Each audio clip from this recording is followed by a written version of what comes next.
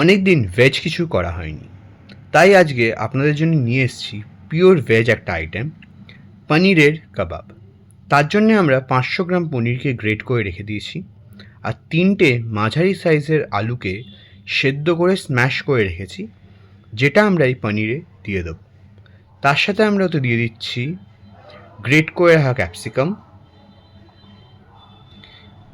এবার আমরা দিচ্ছি ওতে স্বাদ অনুসারে নুন, অরিগ্যানো, চিলি ফ্লেক্স, গোলমরিচ গুঁড়ো এবং বাইন্ডিংয়ের জন্য অল্প একটু ময়দা দিয়ে ওটাকে আমরা ভালো করে মেখে নিচ্ছি। তাতে আমরা দিচ্ছি অল্প একটু চিনি আর একটুখানি সাদা তেল ড্রিজল করে দিয়ে এটাকে আমরা ভালো করে একটা ডো হিসেবে সেট করে নেব। নিয়ে ওখান থেকে ছোটো ছোটো টুকরো কেটে ওটাকে আমরা হাতে একটু সাদা তেল মাখিয়ে নিয়ে ওটাতে একটা কাবাবের শেপটা দিয়ে দেবো।